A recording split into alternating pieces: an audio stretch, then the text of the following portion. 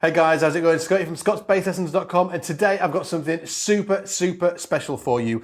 Today is the 50th episode of the SBL podcast. Episode 50. I can't believe we've even got here.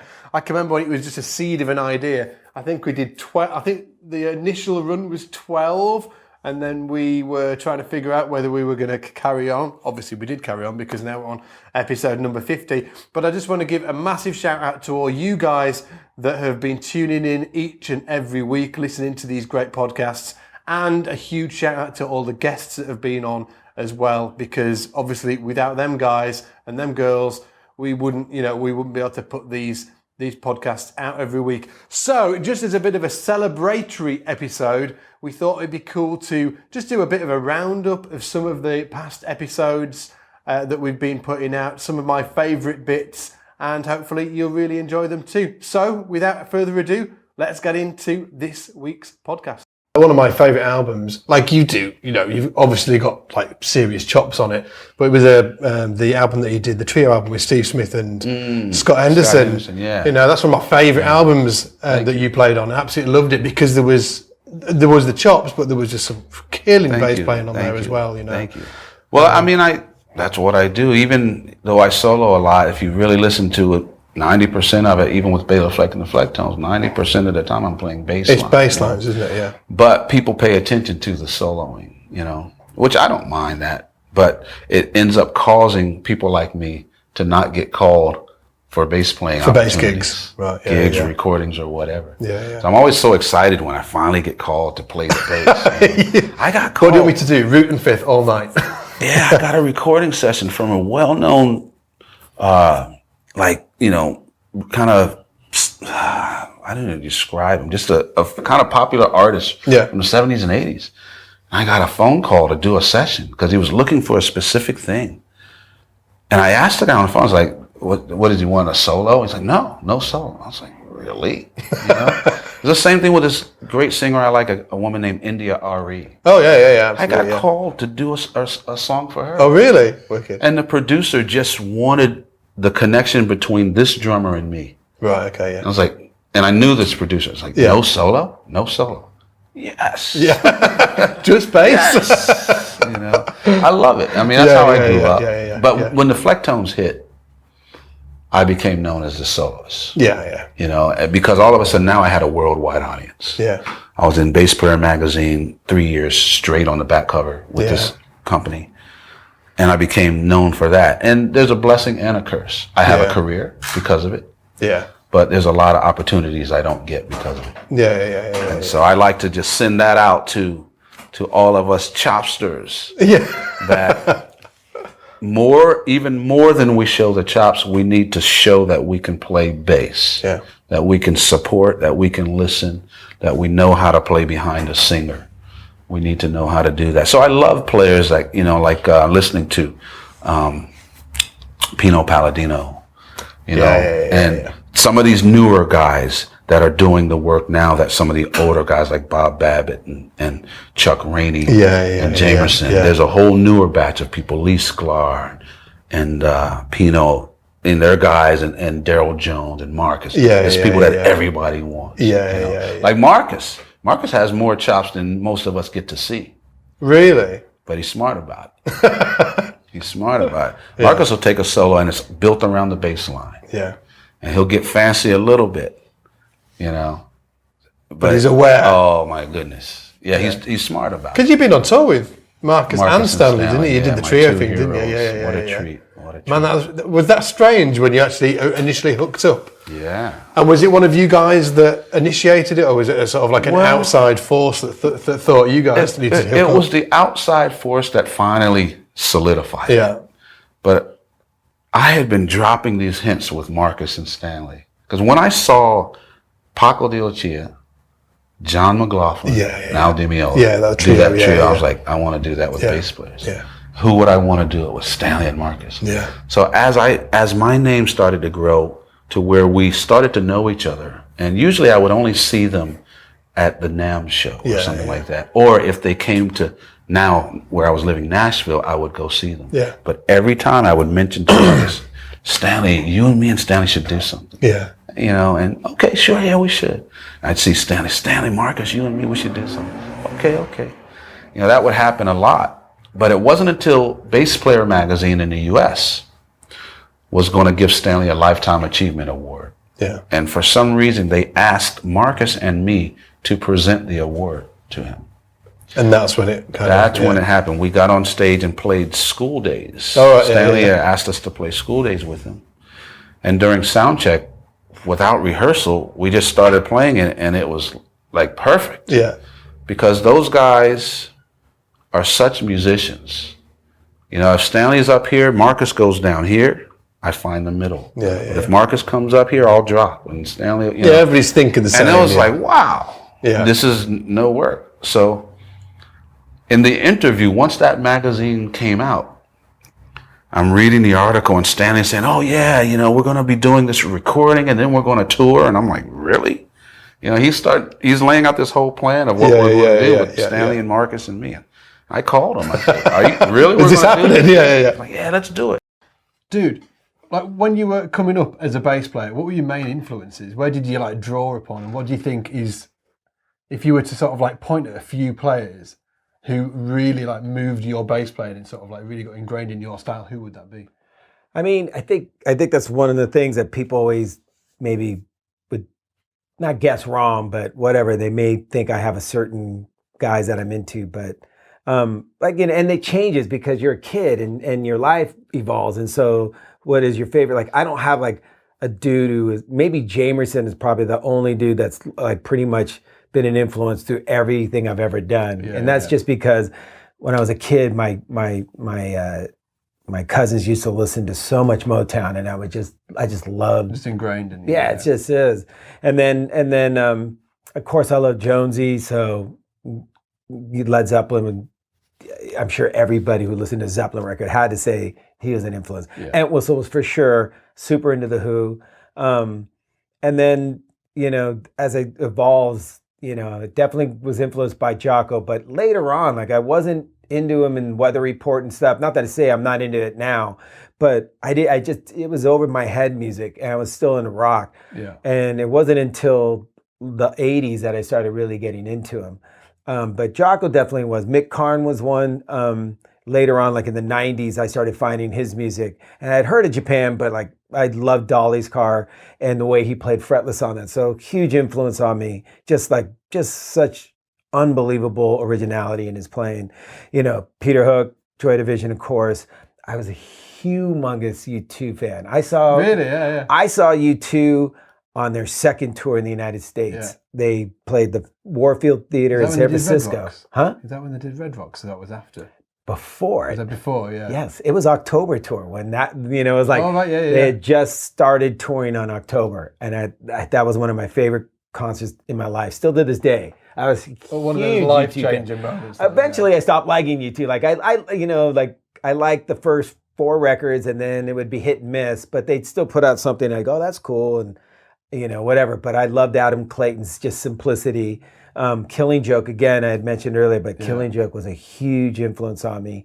But Van Halen, Eddie was a big influence on me in all the shred. Like I didn't listen to any shred or bass players. I listened to Eddie. So, you know, you get stuff from different instruments. And then it just keeps growing. Like it just evolves over time. You know, like I'd have to say, if I go back to anybody, it's always Jamerson. It's always John Paul Jones. It's Jocko. It's Mick Karn. David Sims, who plays bass in the Jesus Lizard, was a humongous influence on me. Did the fretless come from Karn? Because if I just sort of like picture you, I picture you with the fretless. I don't. It's just, you know. It was Jocko, but I didn't know how to.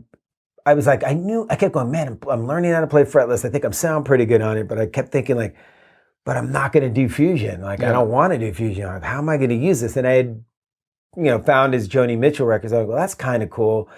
But I'm like, but I'm not going to do that kind of music. Like, what am I going to do with this fretless? And then Mick Karn came along, and then I was like, oh, new wave. That's bingo. And then it was like, you know, Big Sur was like our interpretation of maybe like Joni Mitchell's Jocko record mixed with Mick Karn and Dolly's Car, and then maybe with a little bit of like whatever was happening at the time, but hip hop, because it's a lot of drum loops. Yeah. So Yeah, it was all that. So I really kind of formulated my fretless sound, and I really believe that my strongest voice as a musician is in the fretless. It's not in fretted.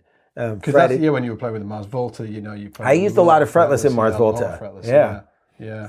And would you say that that's sort of like your love, really? Is that you kind of? When I pick it up, is that what you hear in your head when you're listening to it? If I grabbed the fretted and I started playing, you guys are like, all right, cool. And if I started playing fretless, you guys would be like, whoa. That's what. Yeah, I've had really good jazz musicians hear me play, and they'd come up to me and they go, "That's your voice." Or you need to play that all the time because that's that thing that I didn't grow up playing jazz, but that's that thing that they're all looking for. Is there whatever it is that is your soul, your voice when you put it out to the world, and mine just happens to be fretless. It's just not unfretted. And do you if you say you're playing a fretted on an album, is that a choice? Is it your choice, or do you sometimes just think this really needs a fretted, or does somebody say, do you want to try a fretted on that? When we were doing Mars Volta records, Omar, if I wanted to try it, he'd let me, and then if sometimes he would be into it, and sometimes he wouldn't, because they don't play fretless, so they can't envision what it would sound like. And I also don't, I did this one recording with this guy, what's his name? Hula shaker singer, Crispian Mills. Crispian Mills, wow, yeah. I played on some stuff with him and the drummer from Portishead. Yeah. And I brought out the fretless, and they were like, whoa, like Clive and Crispian were like, I don't know. And then I said, oh, really? Yeah. Yeah, and Mario Caldato Jr. was producing the session, and he goes, no, let this kid do it. He's like, it won't sound like what you think it's going to sound. Yeah. And so I played it, and Crispian was listening to it, and he goes, if it had any more vibrato on it, I would have said no, but it has the perfect amount. And I started getting to be known as a guy who can really have a sound with the fretless. Yeah. And the first thing that really stood out to me when listening to you was your harmonic approach when soloing, and your time feel. So, but talking about harmonic approach. Was it listening to like Garrison and Dominic? Was that a lifting point for what you developed? And Gary Willis and all those. But the most thing is that was on my young days, on my young days on learning harmony. So I would say starting from 17 to 20, I was still a lot into those bass players. But after 20 years old, I started checking guitar players, and I started getting into Sylvain Luc, the Birelli, and piano players, and sax players, and Michael Brecker a lot. And I think that that was my harmonic approach comes from that. I mean, there's nothing new, and every time, I'm always sometimes embarrassed when somebody. Even like you really like what I do. Thanks a lot. But to me, I always I remember exactly where each note I play comes from. Now it has become my own. Where you've learned it, but I know exactly it's been drawn from. Yeah. And I know also that I did not create anything, and that I'm using mostly basics of music. Yeah. Jazz, obviously, but. I prefer to say music because I don't want to label it, but but basics of harmony, it's just there. I mean, that's another topic, but most of the time I don't have a harmonic approach besides just playing the right scale that matches the chord that that's being If it's a sus chord, then I'm gonna play the right scale, over the sus chord, And it's really important because that's what young players, they do often, is like trying to go out before they actually know exactly what's to play in, what's the route, Yeah. And that's what I was doing first, also. Did you learn harmony from somebody?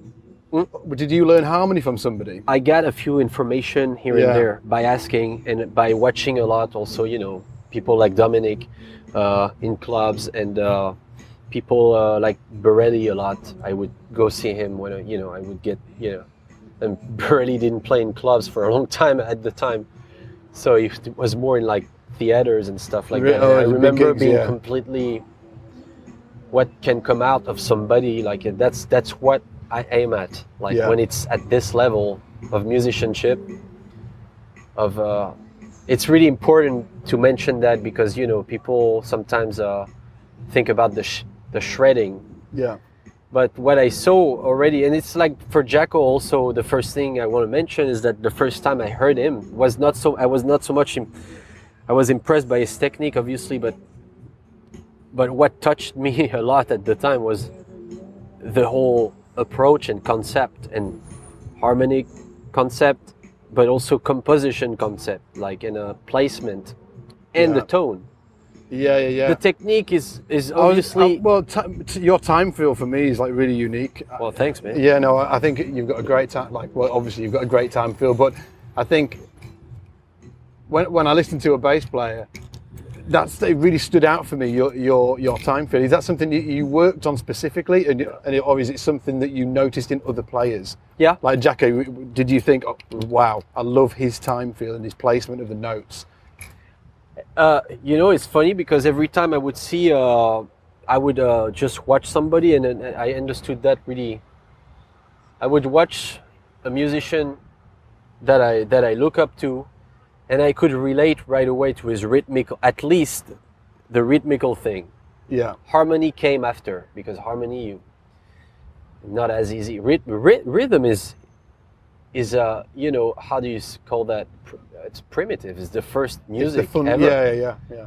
So rhythm is kind of you have it or not, and so they would do rhythmical figures, and I was like, I understand this. Yeah. I could have, really related. I could understand this. So rhythm, I didn't even think about rhythm.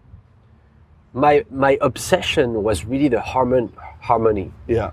Like how the hell do they think about that? Like how the hell do they hear that? And then I understood that, first of all, something that can help is learning the modes. Yeah. And already when you're playing a mode, it's already very, very pretty. Yeah. So from there, you can be inspired in like changing the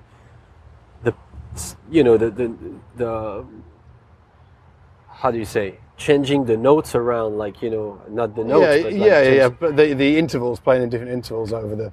That's it. I mean, that's my whole approach. I always say there's no approach. But when I think of you, I do associate you with six string. Yeah. When did you first get into that? Because obviously you've come up through when there wasn't any six strings. Right. When I started, there was no such thing as a 5-string bass. Yeah. And also, I tuned down a whole step. And that came from... Where did that come from? A lot of people, because a lot of cats do it, but they don't realize where it came from. Yeah. It came from the bass. You only had 4 strings and only went to E. And what really inspired me to do it was Robert Wilson on the Gap Band song Yearning. Yeah. He's doing this. He had his bass tuned down to a low B. Yeah. And in gospel, a lot of songs are in E flat, A flat, a lot of flat keys. Yeah. And it just used to piss me off to come up here to play E flat. And it just doesn't have that. Yeah, and it just the thumb. Yeah, the booty just went away. Yeah. And Joel Smith, my good friend, he tuned down to E flat. And so I wanted to be lower than Joel, so I tuned down to E. And that's where it came from. So I get asked this question so many. Why do gospel play? Why are they tuning down? But it's you guys. But I'm gonna tell you, a lot of people do it, man. And once they hear it and hear how it just sits, like there's just a different kind of warmth when a bass is tuned down. Yeah, different vibe to the notes. I'll never forget the first time. Well, I got my first 5-string in '85. It was a Yamaha BB 5000. Thing. The neck was like this narrow. But and I remember when I got that bass, I tried to tune back up, but I didn't realize that because I have perfect pitch. My ears had gotten used to my E string being a D. Okay, So I was playing with the wine. Was it just like completely messy up? It was already messing me up because I hadn't got used to the B string, the new string here. Yeah. So I would think I was hitting the E string and I'd be playing. What I did was I didn't practice. I was on tour, so I just went right out on tour and I was playing with the whinings. And I remember them turning around looking at me. What the What's he doing? Because I was mutilating the songs, man. But it took me probably about a month to get comfortable, and then I realized that I was used to tuning down, so I just tuned back down, and I never changed from that. And so you're completely used to all the notes being a tone this down. is your F sharp, but it's my E. If I hit this note and don't hear E, like it, and sometimes even when I go sit in and play somebody else's bass, I have to tune it down before I play it. Yeah, because it'll just I'm totally. I mean, brain gymnastics for you trying to play a regular kind of tune bass. The bass is tuned standard. So it was all from playing a 4-string, wanting those deeper notes, getting used to that tone and the vibe, and then the 5 strings came along. And I think that was probably the beginning of me developing my sound, because I started being known for my sound. Yeah. And I think people ask me that every time I play, my playing to me is like doing a record. Because I've done 1 million records, and when I hear my bass, when I'm playing with a band, I want it to sound like a record. And a lot of guys make this mistake. Like, you go in the music store, you sit there in front of an amp and you play it, but then you get it home and you don't like it when you're playing, because you're not doing it in an actual game time environment. And that's why it's taken me a long time, but I know what I want to hear. I know the frequencies. Like, my favorite treble frequency is 6K. I put 6K in and I'm good. My bass frequency is 100. And then I like to be able to vary my mid range. You know exactly what gives you the sound that you're looking for. I like to scoop 1 to 3K. And people, I've heard a lot of criticism about it, but when you listen to all these records I've done and listen now, my bass sounds on these records, it's like it's sitting where it's supposed to sit. That's your signature sound. When I think about about that little mid scoop, and then all the people that have, all the players that have come after you, all have that. And every time I hear that sound, I'm like, they've heard you and they're trying to emulate that sound. Being around just great musicians that, for me, they just let me play. Like Gouche, he was one of the first people that I met when I moved to LA. So he had a jam that he used to do, I think, twice a month. He was telling us about it the other day. Yeah, and he invited me to that, and I was so scared to play. I'm like, no, I'm not playing. I'm just gonna sit at the bar and watch, because Nik West ain't nobody yet, And he's like, Nik West is in the house, come up. So I mean, he was the very first person that kind of took me under his wing a little bit. Supported you. Yeah. Was that cool? It was really cool, because then, 3 years later, we ended up both playing for Prince. And we were like at Paisley Park at the same time and, talking about the same thing. He's like, man, when I first met you, you were so wet behind the ears. I'm like, I'm still wet behind the ears, How did the Prince thing happen? Okay. 2012.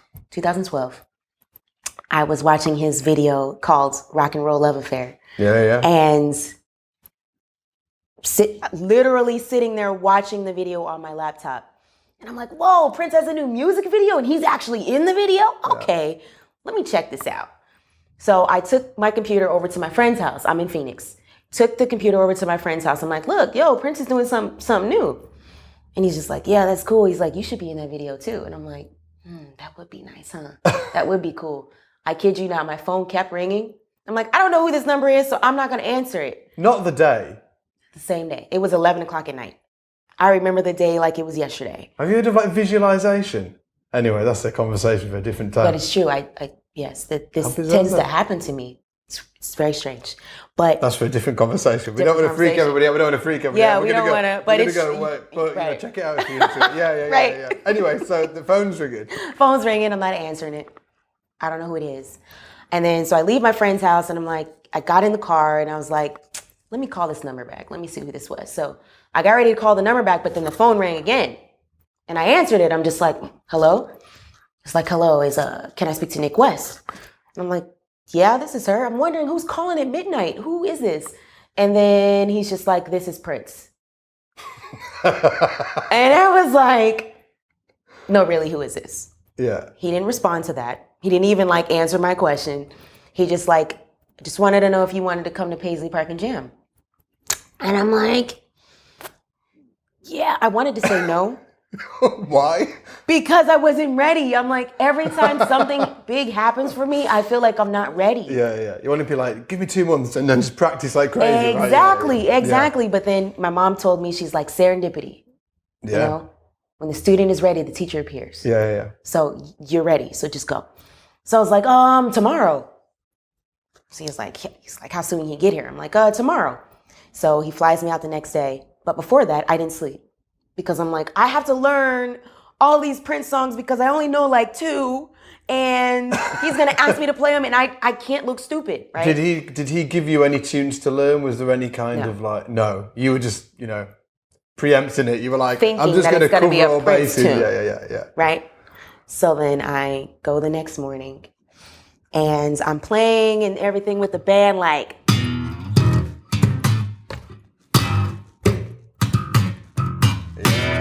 like I'm playing, just getting crazy, right?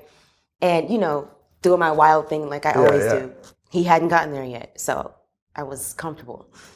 Then all of a sudden the band stops playing and they all start cracking up. I'm like, what's going on? What's going on? And then I feel a tap on my shoulder and I turn around and I'm like, oh my God, it's Prince.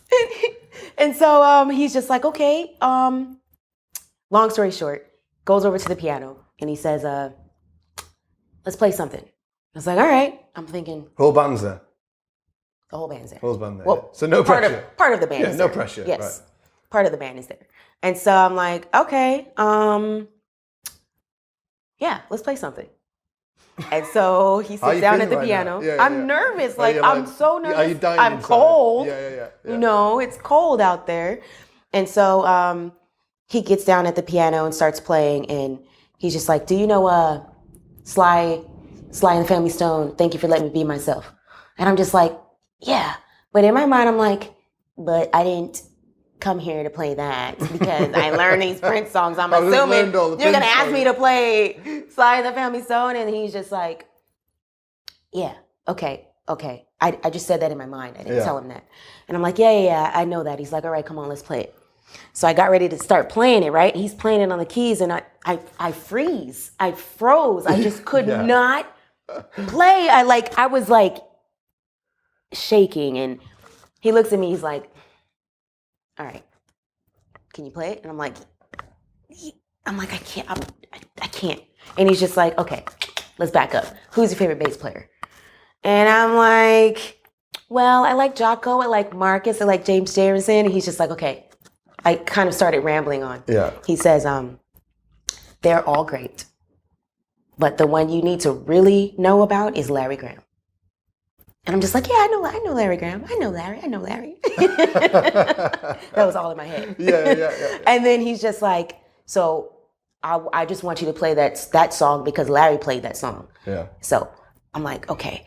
He's like, now, if you weren't good at what you do, trust me, you wouldn't be here. I'm not asking you to be Larry. I'm not asking you to be Marcus. I'm asking you to be Nik West. Yeah. That's who you are. You should be able to do that. And I was like, oh. It make you feel more comfortable, yeah. Yeah, I'm like, I can do that. I can be Nik West. I'm not Larry Graham. I'm not Marcus.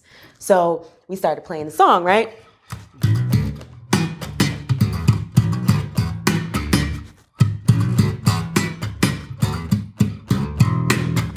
Right? Started playing it. And he's just like, okay, that's nice. Play it again. So I played it again. And he was just like, all right, give me your bass. This was kind of like the same thing my dad used to do. Give me your bass. Let me show you how to play this song. Yeah. Right. And so he grabs my bass and he's just like, I'm going to show you a variation. Let me show you how Larry did it. He has these really huge hands. Spades. Big hands. Yeah. And he takes my bass and he just goes...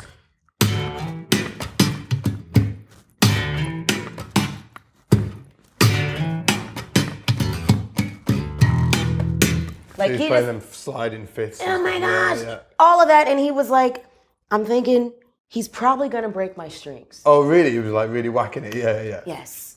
And so he's just like, here, now you do it. And I'm just like, you want me to do it? I didn't say that. I just thought it. Yeah. There's a lot of that going on. There's a lot of that going on. And so I played it. And then we literally, I think we played that one song for like an hour. Really? Yeah. Yes. Just working on the feel and just, yeah. Yes. So we play that song for an hour. And then he leaves the room and he's like, yeah, just keep playing. And so he leaves. And he comes back like 30 minutes. yeah, just keep playing. I'm like, oh my God, you know, but just sitting there with him. He's like getting you to work on it, right? Yeah, so and just sitting there with him really taught me something. First of all, how to dig in, how to really be aggressive on my bass, and then how to, when you're playing the bass, it's not always about, oh my gosh, I'm gonna put this feel here. I'm gonna feel every 4 bars. Yeah. It's like, just play the groove and play that same groove until it's like in you, until it's in the floors, until you get like, it's just, everybody's just stomping, foot stomping, you know? Yeah. And I think that literally like turned a lot of the way I was thinking around. Just that one moment, yeah. That so one it's moment. A bit of one of them life-changing moments, yeah. Will you remember that forever, yeah? Yes. Yeah. Playing that groove for an hour. Yeah. As a European, a continental European going to the States, first of all, you have to kind of deal with somewhat of a culture shock because it's a very different society to ours.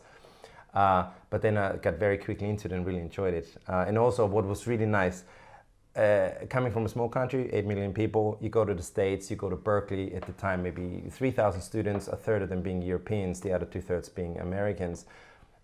So lots of people, bass department I think at the time, but 450 people. Okay. Rich Appleman was the chair at the time, now Steve Bailey, as we know, but... Rich Appleman's still there though, right, isn't he? No, I think he's retired. Steve Bailey's taken over. And all of a sudden you come from Austria, you come from a fairly small place, and then you see like other bassists, European bassists from Holland, from Germany, from Switzerland, from Italy, and you go, whoo, yeah, whoa, these guys can play. And then you get the American guys and go like, all right. Lots of talent there, on people from like far-fetched places like, I don't know, Kyrgyzstan, like, and you go, wow. These guys can play as well. Do you know, So all of a sudden you realize that you cannot become a voice by competing technically. Because, lots of people can, hey, I can do this, I can do this, I can do this, I can do this. So you go, okay, so how can I get a gig? If we all can do the same. Yeah. And that made me really focus on what I wanted to hear in my head, because I started... and was Berkeley the start of that for you? Was there a time you can think, when you went to Berkeley, was that the realization that you were going to carve out your own, your own thing? I'd like to say yes, like having this sort of ability to think that way. I think a lot of us, we like to think we have the ability to think that way, but we actually don't. But what actually happens is there's what I call natural magnetism. Yeah. What you want to be and what you should be. There is obviously, we like to think we are master of our destiny, and I think in control of it. I really think that whatever you're good at, it will draw you towards, and then the people will reinforce it. Because if you're really rubbish and nobody ever wants to hire you for a gig, there's no reinforcement. There's no positive reinforcement of what it is you should do. So because no, I'm going to stick to my gun. I don't care. You could do that, but it would be silly. So if you get reinforcement, you understand. Maybe I'm good at this, and then you just keep on doing it, and then you open yourself up to understanding what you should do. And for me, I realized that I always played bass and I always wrote, and I always had certain positions in bands, because Nik asked me that from the bass magazine. He says, so weird, Steph, you trained as a session bass player, you've done so many sessions. Because I played in lots of different bands. I played in country bands, I played in soca bands, I played in reggae bands, I played in soul bands, I played in rock bands, I played in metal bands. I did all this stuff, but it was never, I can do it, but I'm not the assignment type of guy. Right, yeah. I normally have too much to say and I get kicked out. Shut up. Or they go like, oh, this guy's pretty blubbery. You're going to be the new MD now. Has that always been in you? You've always been like... It's always been the same. Yeah. Always. First band, immediately hijacked it. Became my band, of course. And then sometimes it doesn't work. If I see it from my perspective now, running sometimes a really big, large ensemble. You want someone to come in to do the job. I don't need your opinion, thank you. You know what I mean? I need you to do what I hired you to do. And I see myself in that. Sometimes people hired me to do something and I did a lot more. It was actually not needed. I was even working in the, that's funny, because Mike Dolmer, who runs the Dolber drums. I was with him in the New London Theatre for 6 months. We did we were playing we were sitting in the talk of, what's called Talk of Town or Talk of London. We did this for six months, and I was playing bass and every night, and a good gig, I got paid well, it was fine. I just came to Britain 20 years ago. But I thought, I think it's probably not going to be my way. It's not going to be my way. I think I can't handle it. I can't play My Girl one more time, although I love My Girl. So, I was always, and people always go, Steph, your music is pretty niche market and pretty crazy, and is that a sensible thing to do? I go like, probably not, but all I can tell you is that I must do it. There's a dark voice. Continue writing, we're just fine. But it's interesting because you realize that we're all making music and our contribution is different, you know? So I played on the song and I didn't know, one of the things that happened to me is that you have to learn the room. You know, because you're young, don't try to prove that you can do everything or that you know everything. Yeah. So I worked with Gladys, I know her. Yeah. And the band, the guys in the session was, you know, James Gatson, Tim May, I mean, all these great players, Paul Jackson Jr. All these guys are on the session. And there was a part that starts slow, a little rubato thing, and then she sings a line. She says this line, "Waiting for love, outside." And when she says outside, the band comes in. Boom. So waiting for love, outside, do-dum-dum. And now we're in. Yeah. So it never came together. So I figured, look, I'll speak up. And I said, well, I know where she wants to come in. She said, oh, great, Rickey knows, you know, just follow Rickey. Was this your first introduction into being an MD, musical director? I wasn't an MD, no, I was just in the band. Yeah. I wasn't the music director for Gladys. I was just in the band.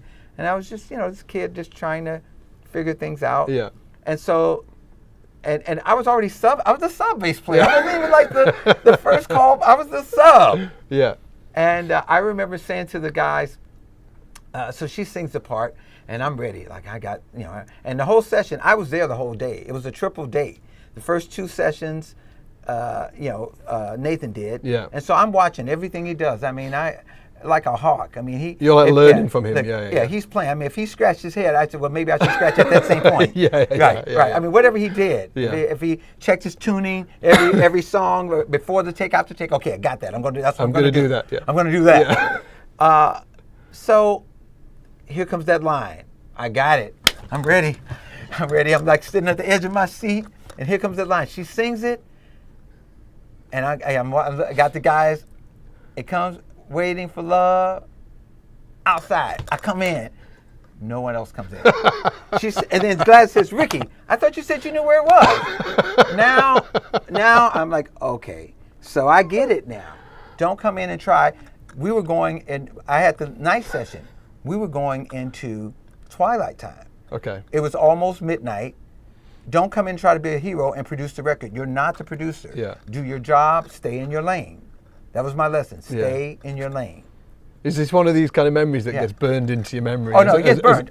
Because you know that let everyone do their job. You're not the drummer. Don't come on a gig and try to tell the drummer what to play. You're not the producer. Yeah. You're not the songwriter.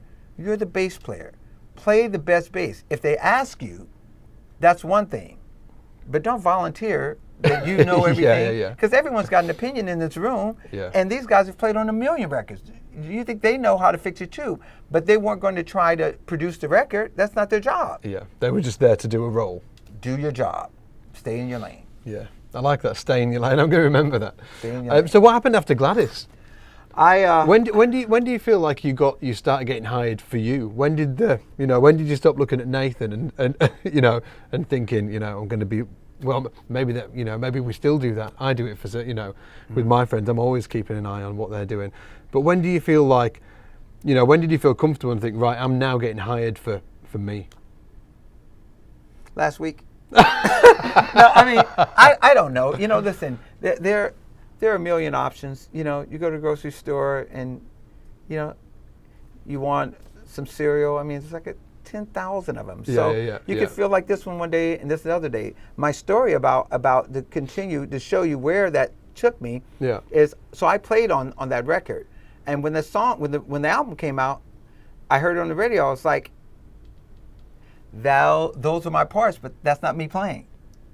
Oh, really? So Nathan had overdubbed my part, played the part I played, okay, but overdubbed. So, and then shortly after that, I got called in to play on a session, and Nathan had played, but they wanted me to play it. Yeah. So the point is that everyone's going to play these same 12 notes, and it may feel different sonically. It may be a different sound, the drums and the bass have to lock in a different way, and you look at the Steely Dan records where, you know, on some of the records you have the kick drum was one guy, the hi-hat was another, you know, and you have different takes, and you know, because you're trying to create a moment. Yeah. And so the producer may not get it from you, even at your best work. So it's not really personal. So I think that I feel like I enjoy playing, and hopefully what I do adds to, because my job is to add value to what you're doing. Yeah. And I might not be the right guy, and I'm okay with that, you know? What was the Madonna recording like? That was brilliant. Who was the band for that?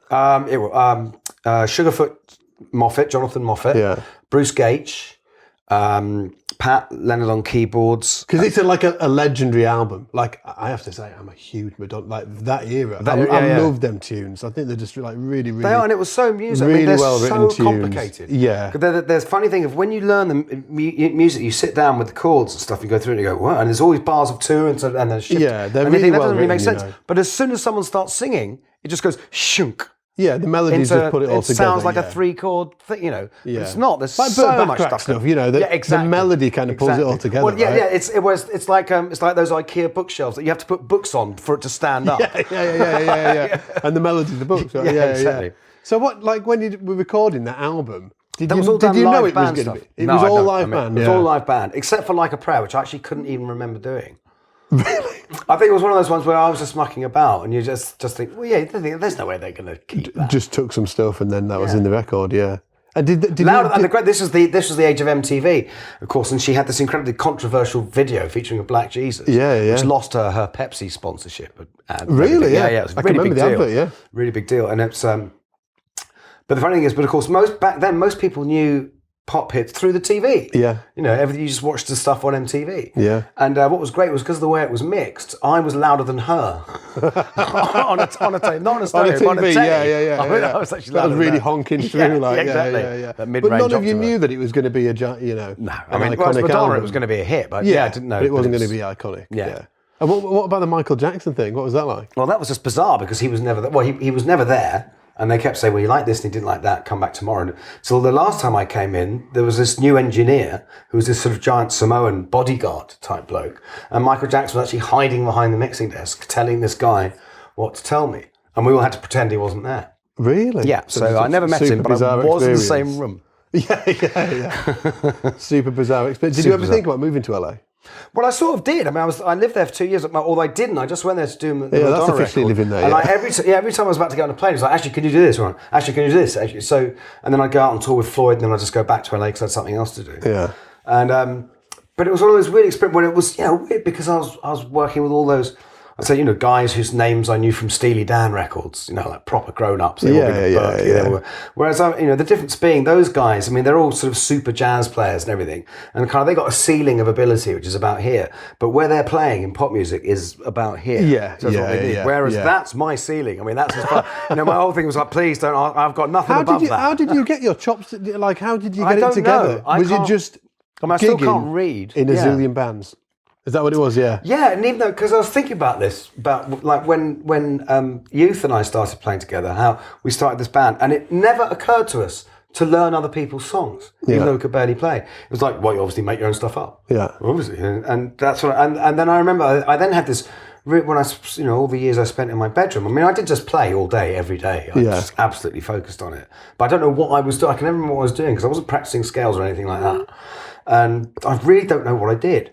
What I really don't know is when I learned slaps. Like, when did that happen? But I was really the other thing. I had this really stupid idea, classic teenage thing, which was that you don't learn bass lines from other songs because then you won't have a style. You'll get your style from other people. It's like, well, no, need to be original. You actually just won't know how to play anything. I mean, what was interesting is a couple of years ago, I came across a live tape of my first ever band.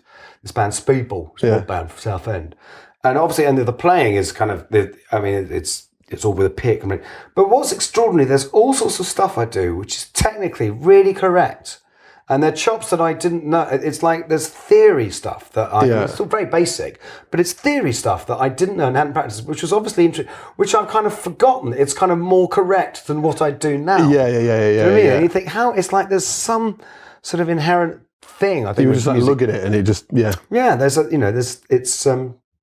it's almost like if you're meant to be a musician, there's stuff that's naturally, comes with the territory, I guess. Yeah. And when did you when did you get into like creating the dub sounds? When I started on the keyboard, basically. You did. I can remember you getting a keyboard. It was like a Moog Rogue. Yeah, little one. Yeah, they're amazing. Yeah. So good. So I did that, and I was like, "There's got to be a way of translating this to live." I can remember you shedding your keys chops. Yeah, that was the vibe. That was in Leeds, wasn't it? Yeah. So I learned the logistics of how synths work. Yeah. And I was like, there's got to be a way of then translating that. But the problem was, there just wasn't that many things around that could track very well. Yeah. A lot of them would be really glitchy. Yeah. And when you're playing the dub sort of stuff, because it's so loud, the last thing you want is some massive glitch to come screaming through a PA. So the best thing, I used to be in this metal band in Leeds called White Boys for Gay Jesus. Nice. They were a very great name. And the guitar player from that bought a Line 6 M9 and had a go on it after rehearsal one day. And there was a synth setting. Bass was so smooth, tracked amazingly. I was like, oh my God, I've got to get it. It was the guitar version, yeah. Well, yeah, it's just a guitar. I think it was mainly for guitars. So I've basically always stuck with Line 6. Tracking's amazing. And you can automate every single parameter with your feet, which is the main thing, creating lines and making them interesting. Yeah. You've got to be able to, playing wise, well, a lot of the electronic stuff is so simple, but it's like creating, modulating the stuff while you're playing, which you can do with your feet. So being able to manipulate the sounds while you're playing with your feet is the one. Yeah. Because I think what's really interesting about you, man, is that there was nobody doing it when you started doing it. So there was actually nobody to copy. Yeah, just kind of messed around. You know what I mean? There's actually nobody to be like, oh, because it's super. I'm into sort of like R&D instead of research and development. I'm like rip off and duplicate. I'm like, just if you want to get that sound, just like go after that sound. But for you, there wasn't any. You were like listening to keys players or programming and then translating it to the pedals. bass. Yeah. Was that just like a massive learning curve? It was, yeah. And the best bit about it was in Submotion Orchestra, the producer, he's called Dom. His Ruckspins is producing now. Yeah. And he writes incredible, like, cinematic kind of dubstep electronic music, basically. And he basically just taught me, like, I was like, how does that make that sound? And he's like, oh, well, I split the signal, I put parallel compression on this, if I open up this filter, it'll do this. So I was, like, writing all these things down. These, like, producing chops, basically. Yeah. And I was like, how am I going to then do that on a pedal board? And luckily, because a lot of it that I found out is automation, that's why the Line 6 stuff's amazing, because you can automate with your feet. So instead of like obviously drawing crazy lines in Pro Tools or whatever, you can just do it with your feet. You can do it with your feet, Yeah. So I was like, oh, you open the cutoff here. If you get it to this point, you add this amount of reverb. Once that opens out, and like learning and then moving things about. Obviously, like the way you put it in the chains, the chain of everything's quite important as well. How long did it take you to get that like developed? So you could be like, I can do it. I'm confident with it. I'm going to go and sort of like work with this producer. I'm turning up with my stuff, and I know that I'm going to be able to, do it. I'm going to be able to do this. It was months? A good couple of years. Years. Yeah, because a lot of the stuff I still didn't know how to do. It's the same as shedding if you're working on chops or whatever. It's like the same thing as like building up this palette of sounds.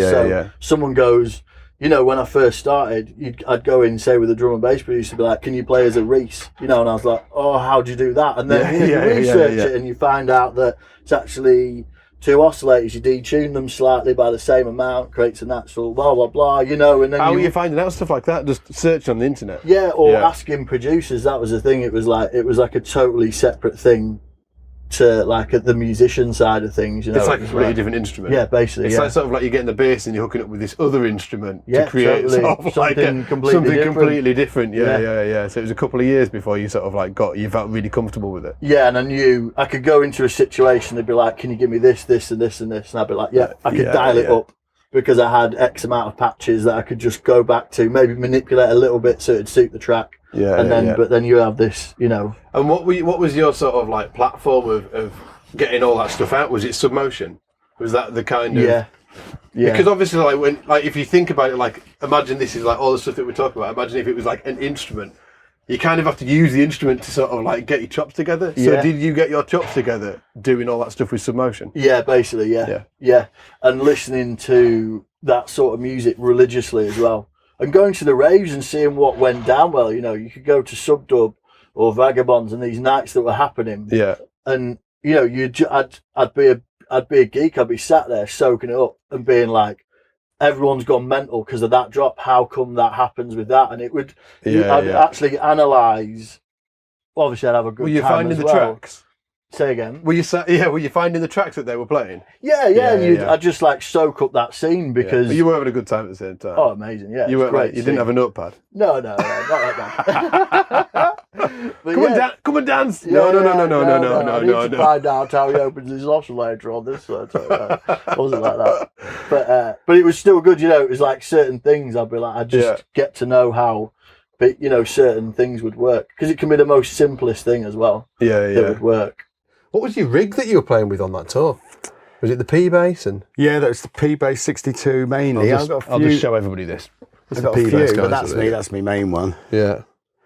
It's been gigged a little bit, you know. Yeah. Bit of wear on the old finish. Yeah. No, it's beautiful, and you know, thick strings, big old sound. I think Ashdown look after me. It's a big Ashdown rig, and I've got a vintage sort of pedal board with a switcher system made by who? The blue ones.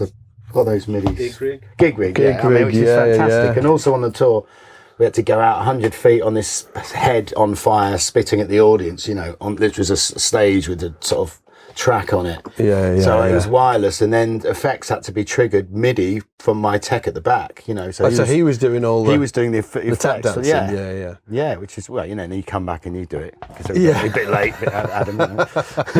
But no, it works great. That. And what kind of effects do you have to use for a gig like that? I've got two Sans amps, old and new. I've got a Rat bass. I've got a flanger. I've got one delay. I've got Mooga Fuga. I've got a wah pedal. I got the Akai synth bass. Oh, Deep Impact. Yeah, that what it's called. Yeah, Deep mega Impact. For certain things, you know. Octaver. We know. And is it quite full on? Has everything got something going on? Yeah, it's subtle. I mean, my main sound with that live is that's my old Sans amp, the old switchable one, which just has this crunch and edgy, rocky sound. It works well with the Ashdown stuff. Or flat. I mean, but not. I really thin it out so there's not too much. But a gig like that, you know, rock DJ with the Octaver in or a bit of the synth, but you know, it sounds mega. Yeah. Tell the guys about the upright thing because you were just telling me about it earlier, and it was amazing. I think it was kind of nice situation. But I was with Rob, and he said it was 2011. We just finished the tour. I was gathering next year was going to be a swing year. You know, Rob was coming back doing the swing album with Guy. He goes, "Yeah, Jay, you play double bass, don't you?" I said, "Yeah." Never played in my life. Had utmost respect for double bass, utmost respect. Never played. Knew how hard it was going to be. Yeah. And then realised I had 6 weeks to learn the thing. And the first gig was at the Palladium, live on DVD, live on BBC and everything. First ever gig on double bass. My missus has got that DVD. Really? I've watched it live. I watched it once. I thought got away with that. But I got a double carpal tunnel since then because I did about 8 hours a day practice to get to that. So you had 6 weeks to actually get your chops together. Yeah, I never played one note on the double bass. I promise you, not one note. And what were you doing? Like, what were you practicing to get it together? Walking lines? Simandl, yeah. Oh, really? So like you were getting the classical lined out, yeah. Yeah, I was trying to just go back really basically and just focus really just on the sound and just on the intonation. And with my mate Kristen Capence, who's been a mate since we were 11, weirdly, and suddenly we were on Skype together, and he's a mega. He plays with Till Brunner and top producer, top respect. You know, lovely, great musician. And he's, so he gave me 3 hours Skype lessons, really helped. But in the middle of it, I nearly rang Rob and said, I was going to say, mate, I think you better, and then they found out I had carpal tunnel before the tour. So they were all really nervous, So you did that gig, and that was before the had an operation. 6 weeks after that had been cut open, then went and did the tour. my first gig was, well, they asked me to do this gig, and it was like, what's the gig? And I was like, oh, it's at Old Trafford, supporting David Bowie. And I was like, okay. All right then. So that was my first gig. That was my audition. Oh, that was the audition gig, yeah. Pretty much. We had 1 day's rehearsal and then went and supported David Bowie. Wow, fantastic. And I was like, all right, on the double bass.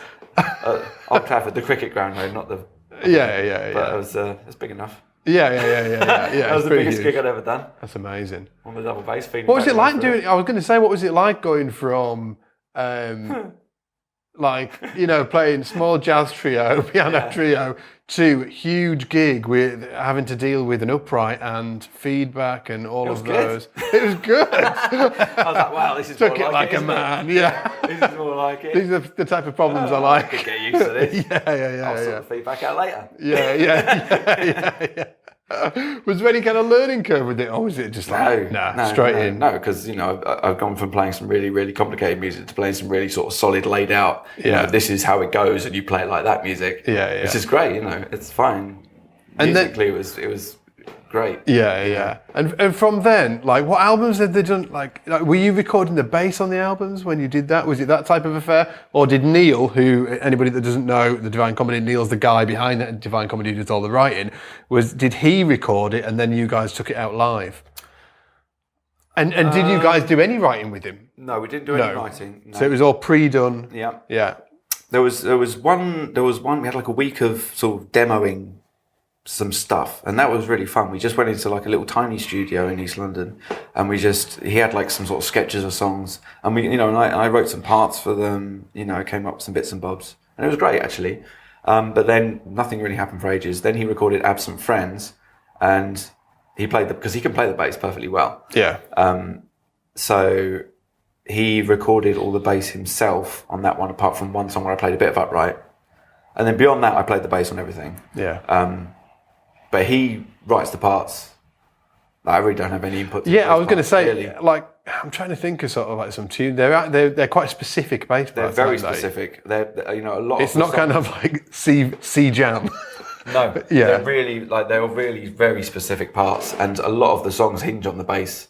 Yeah, and it's like kind of motif, aren't they? Yeah, I mean, I've learned a lot from sort of learning his bass parts because they're actually really interesting.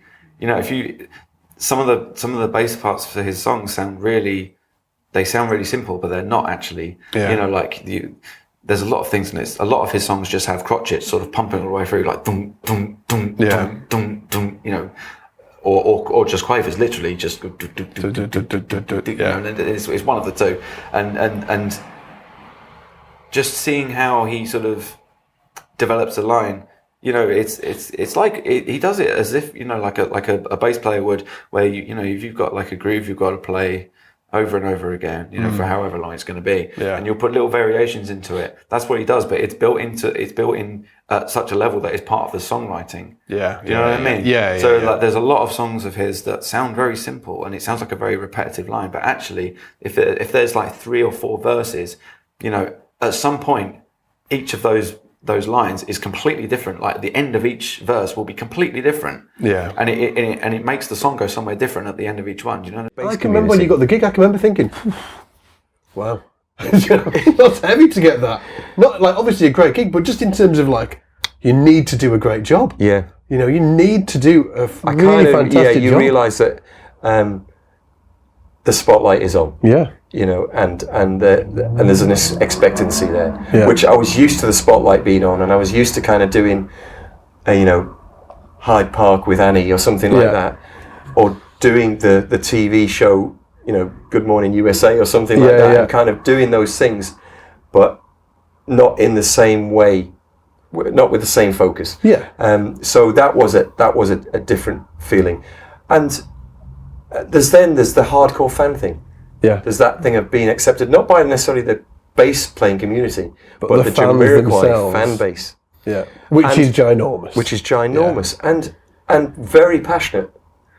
And you kind of, I just kind of thought the only way I'm going to win them over is to win them over. Yeah. In performances. Making it feel good. So that's kind of, and I kind of think, I like to think that did happen, but, I know that there was animosity. initially. You know, from fan. You know, did you feel like there would be when you went into it? Was it kind of like? Did you think I know that some people would be like, oh, I'm not sure, you know? Or was it a surprise? I think parts of it were a surprise. Yeah.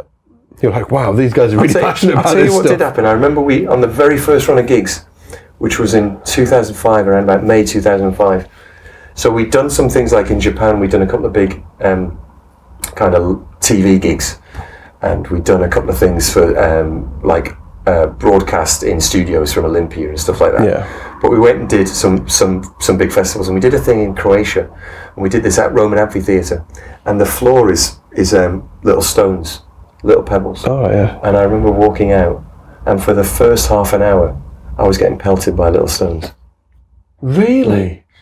That's evil, isn't it? That's evil. So, and I'm kind of, there's two, I wouldn't say there's two sides to me, like trying to sound like kind of schizophrenic, but I like to think of myself, and I'm, you know, I don't really want to fall out with anybody, but there is a side of me that will only take so much. Pick up and start throwing them back. Yeah. And so I was kind of like, it kind of made me feel like, okay then.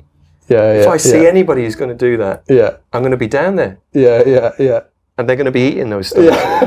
I'm not always like that. But, you know. I know, it's totally human to be like that. At the end of the day. You're from Sunderland, mate, but there was those kinds of moments. But I still like to think, at the end of the gig, I remember it still kind of went great. And when the introduction happened, you know, it was all still... So I think you just kind of got to battle through. It's character building. Yeah. It was character building. And when did you feel like it was your gig like this? I've got my... I'm in there, you know. Well, Jay kind of made me feel like it was my gig, and as the rest of the lads did. And I still kind of just remember thinking, this is great, I've made the tour. Yeah. I'm doing the tour. And how many tours did you do with them? Well, we've got a new album coming out in October, so it's still going. Yeah, I know. Well, that one started, so it was like March 2005 when I joined.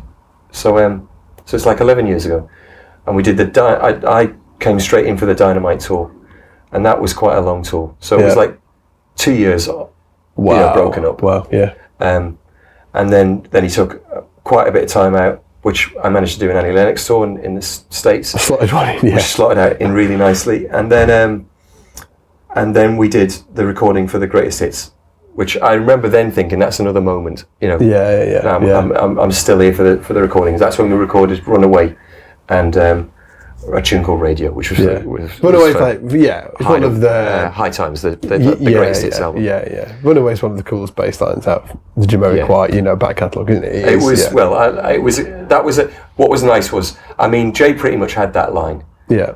And then he just said, and he wanted this kind of rhythm for the chorus, you know, like.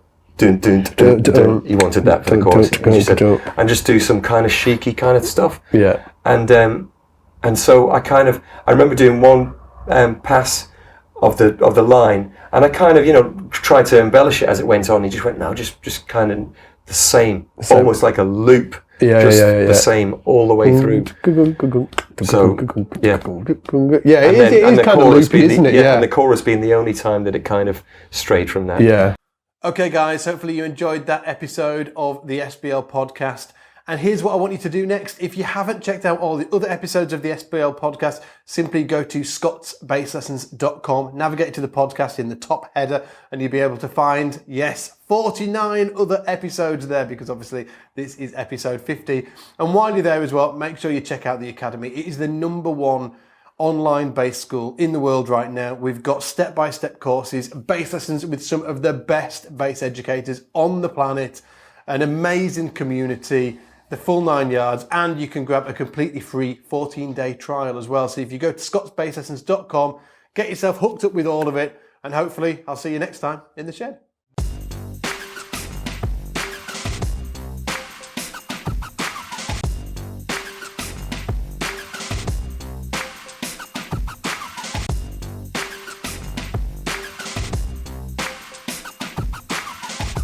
The 2015 Kickstarter challenge.